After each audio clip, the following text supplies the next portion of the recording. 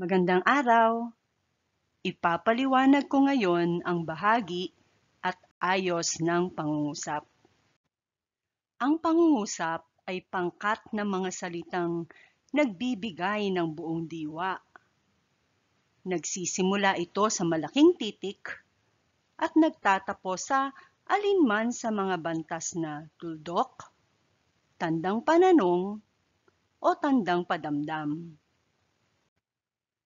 Dalawa ang bahagi o parte ng pangungusap: ang simuno o paksa at ang panaguri.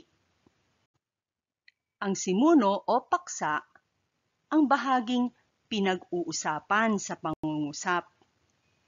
Ito ay maaaring payak o buong simuno. Ang simuno ay payak kung ito ay basal o ang pinakapaksa lang talaga. At buo naman kung isinasama ang lahat ng mga salitang tumutulong sa simuno. Ang panaguri naman ang bahaging nagbibigay ng impormasyon tungkol sa simuno.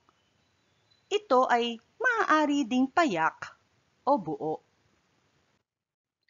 Tulad ng simuno, ito ay payak kung ito ay basal. At buo naman kung isinasama ang lahat ng mga salitang tumutulong sa panaguri.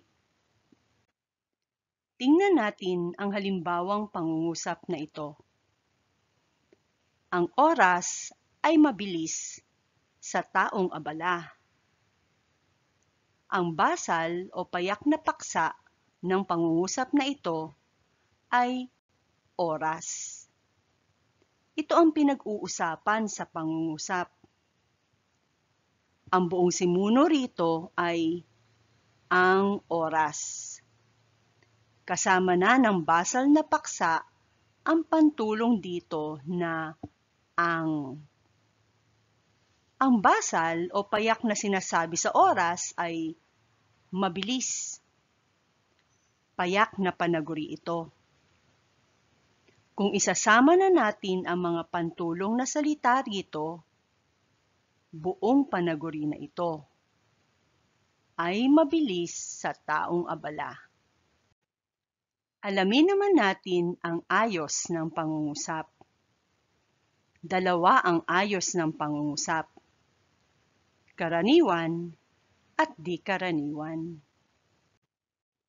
Sa karaniwang ayos ng pangungusap, ang panaguri ay nauuna kaysa sa simuno o paksa. Ganito ang ayos ng pangungusap na kadalasang ginagamit natin sa pasalitang gawain. Sa di karaniwang ayos ng pangungusap naman, ang simuno o paksa ay nauuna kaysa sa panaguri. Ginagamitan ito ng panandang ay. Tingnan natin ang dalawang pangungusap dito. Nasa karaniwang ayos ang marami akong nagawa ngayon. Ang pinag-uusapan dito ay ako. Nauuna ang panaguring marami sa paksang ako sa pangungusap na ito. Nasa di karaniwang ayos naman ang ako ay maraming nagawa ngayon. Ang pinag-uusapan dito ay ako.